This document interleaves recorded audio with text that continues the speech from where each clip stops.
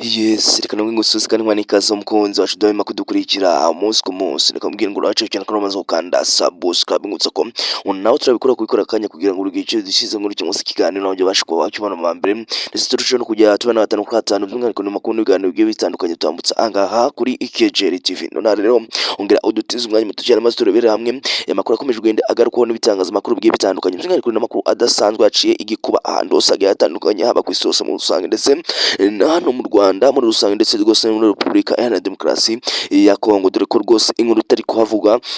atari nziza habe na gato, dore ko rwose ari inkuru yatitije isi yose muri rusange. N'ibiki tugiye kurebera hamwe nyuma y'uko rwose mwari muzi ko mu minsi ishize aribwo General Sultani Makenga uyu ni umwe mu nkingi za mwamba aza umutwe wa M23 cyangwa se abari bayoboye umutwe wa M23 haba mu kugwana ndetse rwose no mu bindi bikorwa bigiye bitandukanye by'uyu mutwe bakomeza kugenda witwaza cyangwa se akomeza kugenda ukoresha no mugabo rero nyuma yuko afashwe n'ingabo za FARDC ndetse rwose bigatangazwa ko uno mugabo rwose yaba ari mu maboko y'ingabo za FARDC. Byakomeje kugenda bihwiswa yuko n'ubundi atazwi aho ashobora kuba ari. None rero tugiye kurebera ku nkuru y'agahinda, inkuru iteye umubabaro, inkuru idasanzwe rwose, ya nkuru n'ubundi ikomeje kugenda ituma abantu bose bagiye batandukanye by'umwihariko bibaza ibyo ari byo byose bikabaca. N'umugabo byagenze gute rero? N'umugabo biravuga ko ubu ngubu yamaze kuba yakwitaba Imana nyuma y'uko rwose bitangajwe ko cyangwa se bivuzwe ko ingabo za FARDC zitangaje ko rwose uno mugabo ngo yaba n'ubundi ngo yiyahuye nyuma y'uko rwose ngo yari amaze kuba yababazwa cyane by'umwihariko mu buryo bugiye butandukanye muri rusange. Ni byinshi tugiye kurebera hamwe kuri uno mugabo rwose bita General Sultani Makenga, turebere hamwe n'ubundi byinshi bigiye bitandukanye byakomeje kugenda bigarukwaho ndetse rwose turebere hamwe icyatumye uno mugabo n'ubundi bitangazwa ko ashobora kuba yiyahuye nyuma y'uko rwose ingabo za FARDC zari zimaze iminsi zimubitse ndetse rwose aho zari zimufungiye biravugwa ko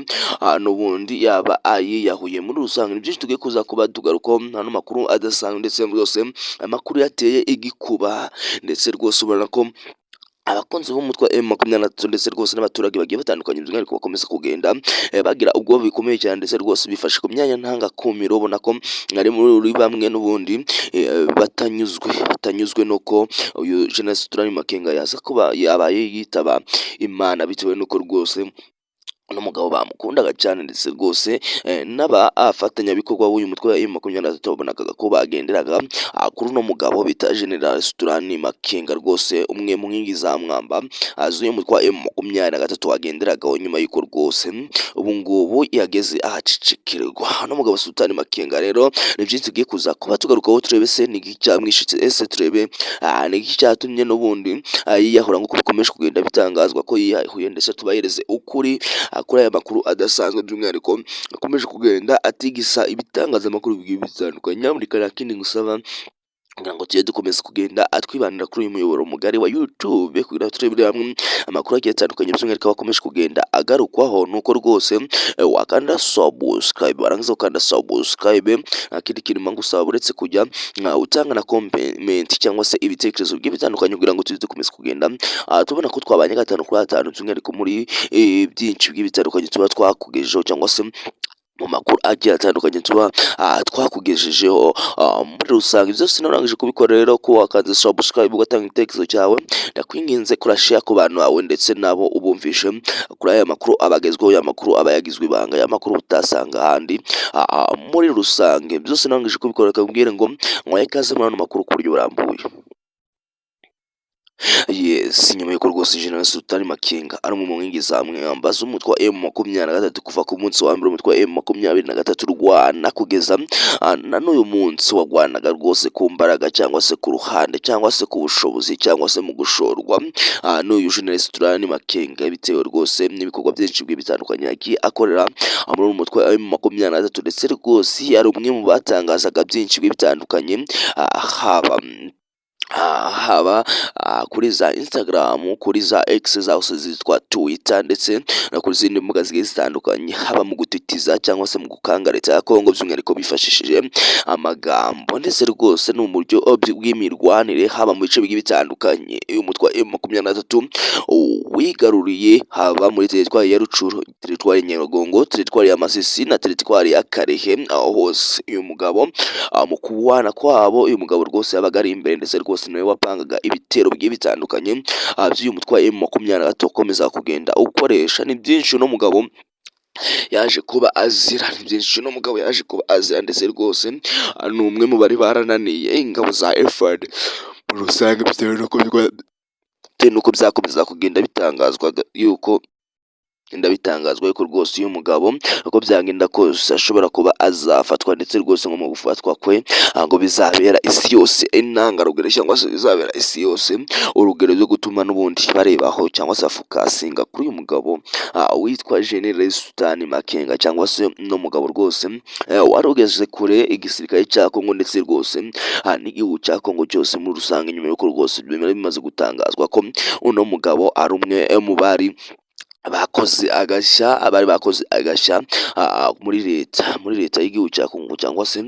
kuri leta iyobowe na Perezida Felix Antoine Tshisekedi, wakomeje kugenda abantu isereri cyane, n'uyu mugabo General Sultani Makenga muri rusange. Uno mugabo rero nyuma y'uko rwose mu minsi ishize bitangazwa ko yari amaze kuba yafatwa n'ingabo za FARDC, ndetse rwose nazo zigakomeza kugenda zibitangaza ndetse zinabyiyemerera zivuga ko uno mugabo zamufasha, cyangwa se no mugabo uko byagenda kose bamufite mu maboko yabo. Bakomeje kugenda batangaza ko rwose rero badashobora kuba bahita bamutanga, cyangwa se badashobora kuba bahita bamushyikiriza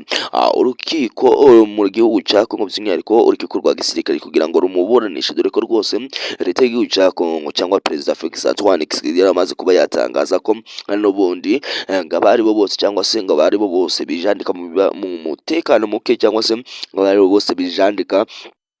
mu kuba bahungabanya umutekano w'abanyekongo, ndetse rwose abandi bose bari mu gihugu cya Kongo wese azabihanirwa, ndetse rwose anavuga ko nta kindi igihano kizaba kibategereze usibye igihano cy'urupfu, gukora mu gihugu cya Kongo cyari kimaze kuba